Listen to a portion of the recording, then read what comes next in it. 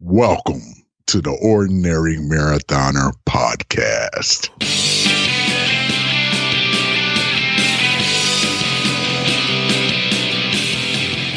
Hello and welcome to the Ordinary Marathoner Podcast. My name is Coach Scott. I'll be your host today. It is Friday, March 5th. Hopefully you guys had a good week. Hopefully you're getting your training in. Hopefully things are working as well for you as it is for us over here this week. We've just been super busy, a lot going on. I got to tell you guys, I packed up the hats. I wish I could show you, flip the camera around, but the hats are all packed up. They're ready to go. I got a little stumbling block yesterday in the shipping, but they're either going to go out today or tomorrow. The hats are coming. I know this was from the Super Bowl. I'm sorry for the delay. We've just been really busy here trying to get the foundation started, up and running. And man, what a great week, guys. We are now, I'm happy to report, we are now over $3,000 in donations that we've raised since Monday. And I'm overwhelmed. I'm overwhelmed with the response that we got this week. And every time a name comes across, every time a number comes across, it's just another vote of confidence in us. It is another sign of support. And man, I keep saying it, but I'm truly overwhelmed. I'm like emotionally overwhelmed by the support that we've gotten this week, and it's going to go to good use. And we're working on things, and I do have some updates for you guys too. So two of our plans I think are really in there. They are like they're close to the implementation stage. The first one, Scott Frassard has been working so hard on this. We've been talking about his story pretty much all week, but he's been working super hard on trying to get his program off the ground to help autistic athletes. You're going to start seeing some movement on that in early April, if not late March. And man, he's been working hard. I can't say enough about him. And it's going to benefit, benefit, hopefully I think it takes off and it benefits a lot of people. And right now, just looking at it and seeing the love that he's putting into it, I think it is. I think it's going to be super successful. Yesterday, Steph and I had a meeting with our Department of Recreation, our local Department of Recreation, and our local running store, 4Run3. Jill and Tim Murphy do an awesome job over there. They put me in some Skechers, by the way, a couple months ago, and I'm loving them. I never thought I'd love Skechers running shoes, but I do. So far, so good. So thank you guys. Anyway, we started thinking about, I think you think about charity, right? And you think about, I think from the beginning, we thought about, all right, who are we going to help? Who are we going to reach out to? Who are we going to bring our sport to? Who's going to benefit from it the maximum amount with, kind of our circumstances, and how we're going to be able to introduce these things to people, and how we're going to be able to get involved with people who need it. And Stefany immediately, she does a lot of work with foster kids, and she thought, man, foster kids, that's like a great population to get involved with running. And the lessons that you learn from running, even if they're not explicit lessons, they're life lessons that you can learn through running and learning the right way, learning how to train, being responsible, being committed, all that kind of good stuff. And the problem is, how do you get in touch with just foster kids? Knock on the door and just be like, hey, we want to help foster kids do this program. It kind of felt like we were not necessarily overstepping, but we were a little in over our heads. I was thinking more along the lines of disadvantaged children, low economic areas, inner city kids, that kind of thing. We had a guest on our program named Heather Samuelson a couple times. She did some exercises with us a couple times. She's a trainer, personal trainer, and she did a lot of work with inner city kids locally here in Springfield, Mass. And so we were kind of hoping that we'd get in touch with her, and we really haven't. But even so, it's very hard to kind of just knock on the door and be like, hey, we're here to help, and we want to do running clinics. Where we did have the in, though, was in our local community. And I think this is the start of something. And even after this meeting that we had yesterday, I'm so confident, and the opportunities exist where we never thought that they would. And realizing that during this meeting was a wake-up call in a certain way. And it was a good wake-up call. It was like, I think initially by running this program in our community, we were wondering if maybe it was just a little bit too easy. Too easy for us to start, too easy for us to get involved in, and too local. We want to branch this thing out. We want to build it as a program, as a curriculum, and then we want to make it available to other people. And then, you can have it in your town. And if you take a look at the lessons and you want to change them up a little bit, that's all good. We want to set the template, and we want to send it out there so that you guys can be successful. And we can get involved in all sorts of areas. And one of the ways that we learned, because, that here we are with the Run Store folks and the Department of Recreation, and we're just a new foundation saying, hey, we want to help, and how can we do that? And we're brand new, so it's like, we're learning. And initially we thought, all right, well, maybe the program will be free. And we talked to the Department of Recreation person. She said, no, if you think about it, basketball, if your kid plays basketball, they pay money. If they play football, they pay money. If they play field hockey, whatever, lacrosse is big here. Any of those sports, you have to pay money. So, and they pay for, the support of the recreation department itself and the folks that work there. They pay for the facilities, which we're going to have to rent the facilities to have access to our local track, which seems to be the best place to go if we're going to have a lot of kids, because they're penned in. You don't want to lose kids. That's frowned upon. If you have a lot of kids in the program and then you lose one, they don't like that. Especially the parents of those kids. Anyway, but so it just was the natural, keep them at the high school track, kind of fence them in. We have a couple other places that we can work with here if that track isn't available on some days. But we were just learning about all these different things. We're going to need, if we're going to do a 5K, that one of the goals at the end of the program is to run a 5K. And one of the things we're probably going to do is need a police presence, because we do have a perfect 5K trail near us. It's a down and back. It's 5K, but there's two intersections that intersect on fairly major roads. So to have a policeman there at the at those intersections to make sure that the cars stop and the cars see the kids. So it's also frowned upon if your kids get run over by cars. They don't like that. You tend to lose your programs that way. But anyway, so there's cost associated with that. And so what the Department of Rec does is they kind of assess those costs and then divide by the number of kids in the program, and that's the cost of the program, which certainly makes sense. And for a second we were just like, all right, well, maybe we'll just pick that up, because we want these kids to run. We want them, to have shirts, and we want them. And one of the things the Department of Rec said to us was, well, they also have a program for kids who maybe can't afford to participate. And this was where the light went on, right? This is where tell me more. And yeah, so they have a program where, it costs money to get involved with these programs. So if you're, for example, and then the light went on with Stephanie when she was helping, she wanted to help foster kids. And she's like, man, if there's foster kids in the neighborhood, maybe those foster parents, they don't have necessarily the money to put these kids into these programs. But that's where the foundation is a perfect conduit, right? That's a perfect situation for us. We can come in, we can basically give a scholarship. I think that might even be what they call it.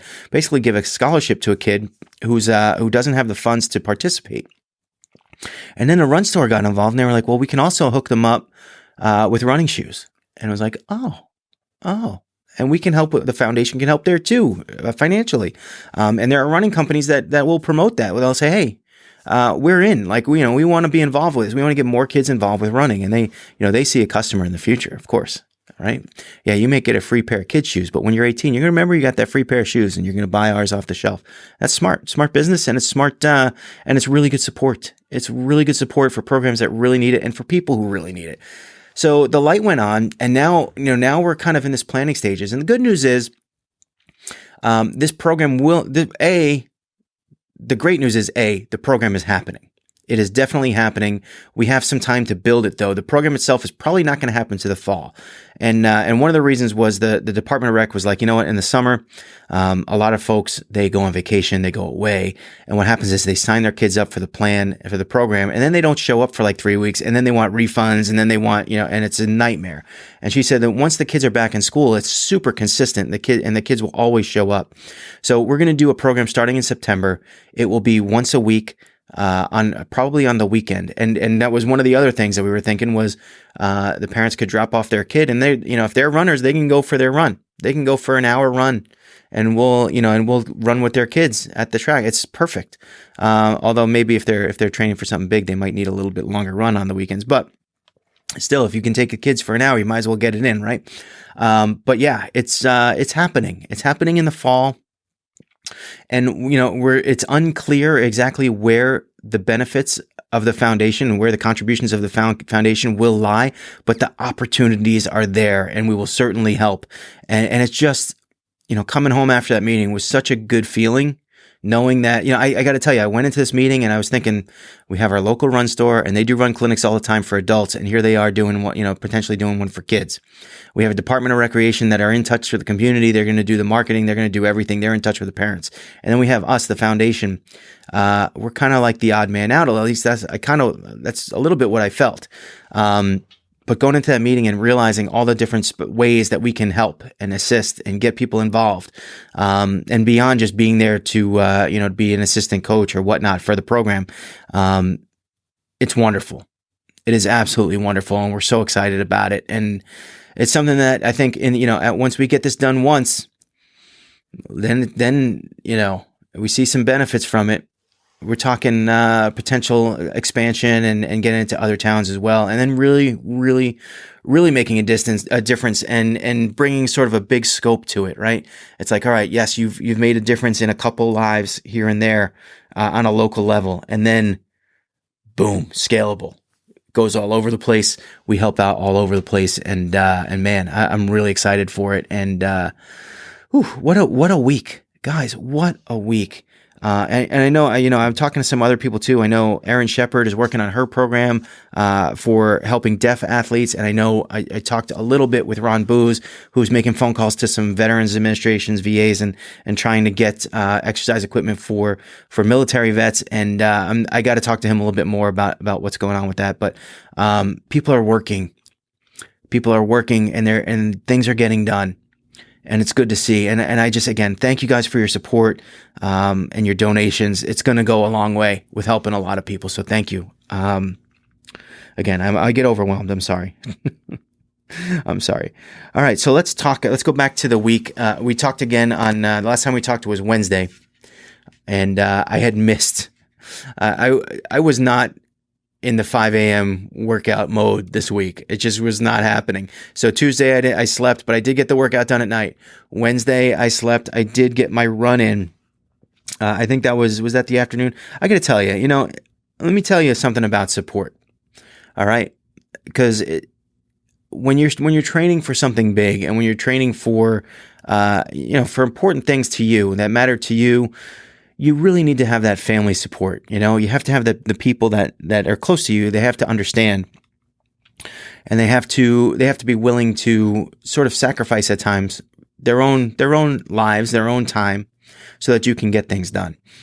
And on Wednesday, Steph knew I had this run to do, and I don't like imposing my run on her time if I can help it. Right? I'll get up early if I can. Or I'll stay up late. We'll put the kid to bed, and then I'll go after that. And it was like 6:00, and I had to cook dinner. And she knew I had my run that I still had to do. That usually takes about an hour. And already I'm thinking to myself, all right, I'm going to cook dinner. We're going to eat dinner. I'm going to put the baby to bed. By then it's going to be 8:30, and then I'm going to have to run. I'll probably run at 9:00, 9 to 10, like I did that once before this week. It's not ideal, but it'll get done. And then I wanted to wake up on Thursday morning at 5:00. So if I start a run at 9:00 at night and get it done at 10 to then go up, shower, and then try to get to bed so that I can wake up early, typically doesn't work. But Stephanie, to her credit, at about 6:00 said, hey, why don't you get your run in now? She made mac and cheese for the baby. And I think herself too, by the way. She's totally crashing on her Optavia diet. But anyway, it just was nice to have that support. So I said, well, if you give me the window, I'm going to take it. So I did get out, and Ron and I have been doing this Zwift Academy run workout, and they're doable. These workouts are not crazy. These run workouts are not crazy hard. They're doable. It's a good amount of time. I think this one was 45 minutes, so it's a good amount of time for a run and being on your feet and get some work done. I ran a total of 4.07 miles, in 45 minutes. Great workout. Excited to get it done. We went to bed. So then we wound up going to bed on Wednesday night. Instead of starting my run at 9:00, we were in bed at 9:30, which was wonderful. Which was absolutely wonderful. Here's my problem, folks, is I sat in the bed with this little guy just surfing. My new thing now is I play chess, and I got some other terrible game on here that I'm starting to get addicted to that I always do. I got to tell you, these games, I forget what it's called, but it's like sort of like that. What was it? Clash of Clans, kind of like that thing where you build things and really like the only real way you get better is by putting time in. There's a little bit of smarts, a little bit of efficiency that you have to put into it. But it's really about time spent on the game. The more time you spent in the game, the better your guy gets. And then on top of it, there's the pay-in factor. That you could pay real money to get items in the game to make yourself better. And then this game in particular is really annoying because you wind up fighting each other. So everyone winds up fighting each other, which means you're going to get attacked by someone who spent a couple $100s or more to enhance their, and you're basically at a disadvantage. It's a stupid, stupid game to play. It makes no sense whatsoever. I can't stop playing it. But anyway, I was up from 9:30 at night to 11:30 before we went lights out. 2 hours of nothingness. 2 hours where if I was up and downstairs, I could have been working on the foundation. 2 hours, and I really have to start pinpointing my waste of time hours because there's too many of them. And I guarantee you, a lot of people out there have the same issue where my time would have been better spent going to bed at 9:30 if I actually went to sleep at 9:30. Because I got to tell you, I did wake up for my 5 a.m. ride.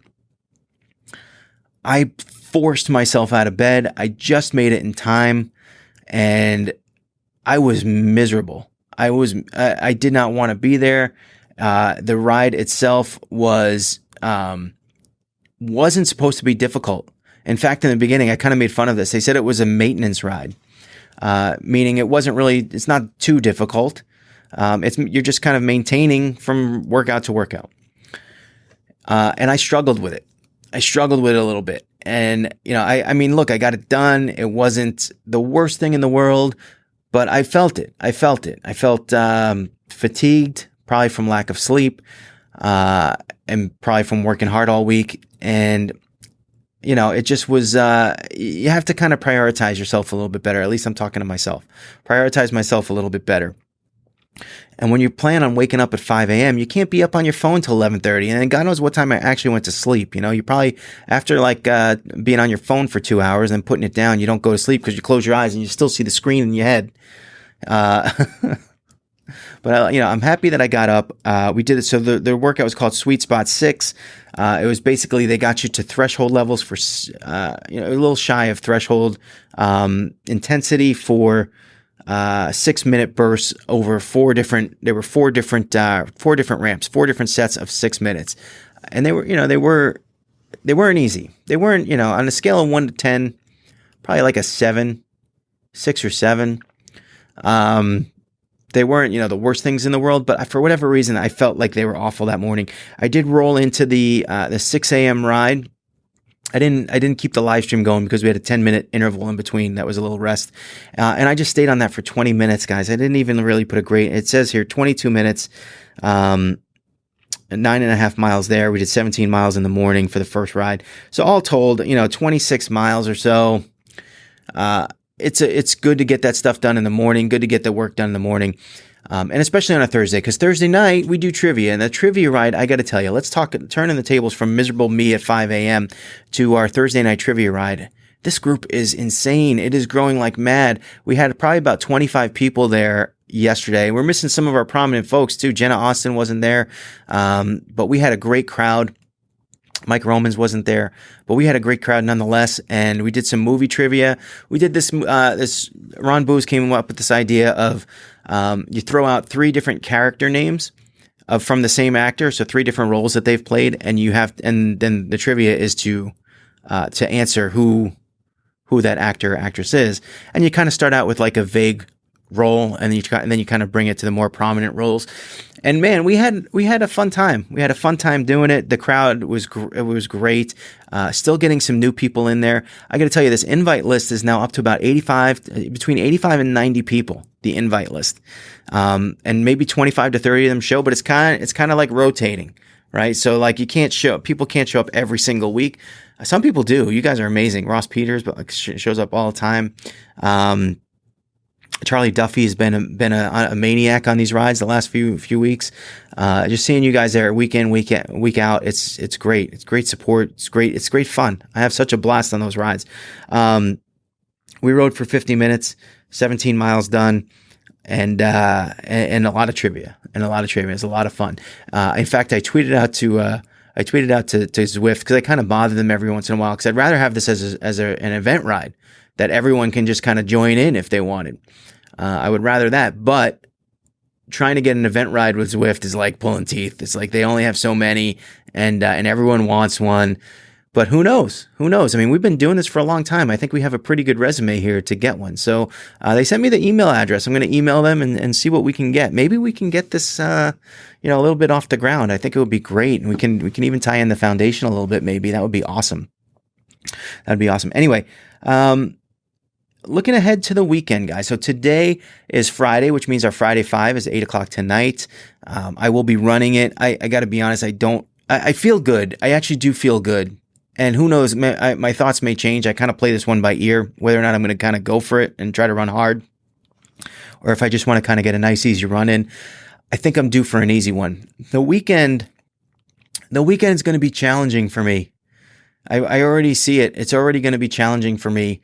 We did 2.5 hours on the bike last week. I would like to even expand that to 2:45 or 3 hours.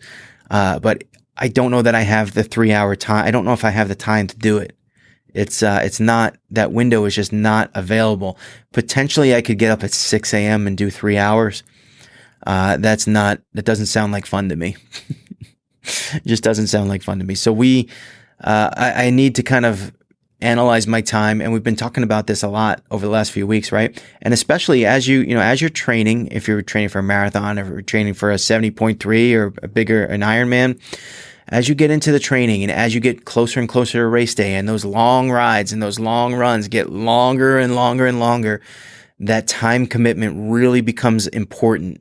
And it becomes a bigger and bigger factor. And you got to make sure that not only have to make sure you have that time available to you for yourself, but you have to be considerate of the folks around you, your loved ones, the people you live with, the people that you hang around with, and make sure that you're not really imposing on their lives, or maybe they're doing it with you, which is even better. Some folks, I see couples training for marathons all the time. That's great. But for me, it's about making sure that I'm spending time with my family when I can. Having their blessing to train when I can train, and just creating the time to do it on my own when there's challenges.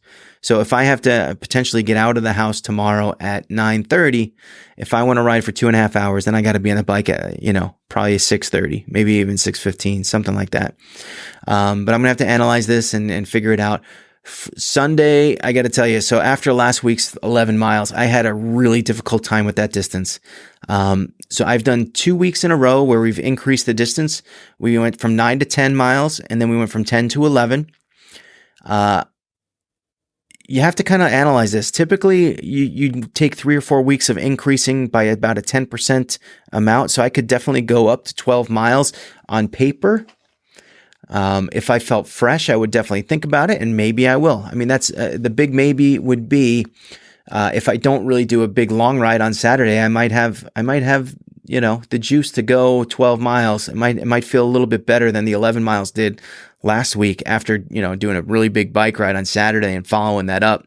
Really, I had a whole big week totally of working out and training last week, followed by that 11-mile run that was taxing and painful.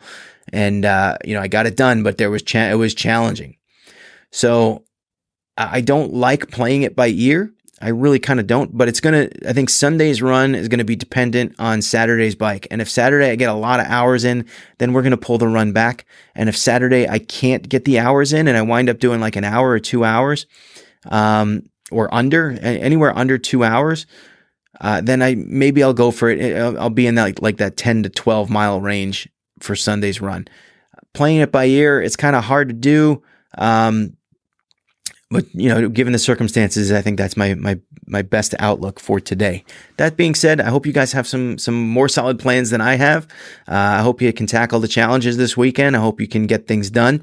I hope what you're training for is worth it and you're kind of committed and ready to go for it. It's a little bit difficult. I know races are coming up. People, you know what? I do have to announce I have a race this weekend. I can't believe I forgot this, by the way. We do have a race this weekend. Who's racing? I think it's Debbie Early, right? Is Debbie Early racing this week? I'm going to get this up here in a second. But yeah, you can go to the Team Ordinary. If you're on Team Ordinary, if you're a member of Team Ordinary, head on over to the Team Ordinary page. Check out, you can join the team if you like, if you're not a member. But if you are a member, go over to the race schedule and submit any of your races that are coming up, and we will mention them up on the podcast. Yes, tomorrow, the Crazy Desert Trail Race 10K, Debbie Early in San Angelo, Texas. Wow, you're in Texas, Debbie? March 6th. Good luck to you, Debbie. Good luck out there getting that 10K done. But yeah, a couple of you have submitted some races, and I see them coming up, and we will be announcing those on the team again. We are reviving Team Ordinary, as well as we have lots going on here, guys. Reviving Team Ordinary.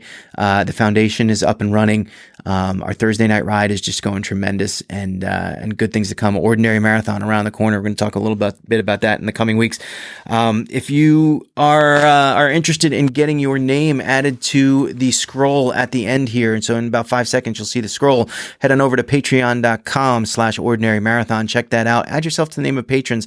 That's been a blessing. Honestly, this show, you guys have helped fund the show. And now it's like one of those things it's just a little bit off my shoulders, and I love it. So thank you guys, all of you guys, these patrons at the end. They're very selfless, and thank you guys for it. Appreciate it. That being said, always remember, every day is an ordinary day unless you make it extraordinary. So get after it, guys.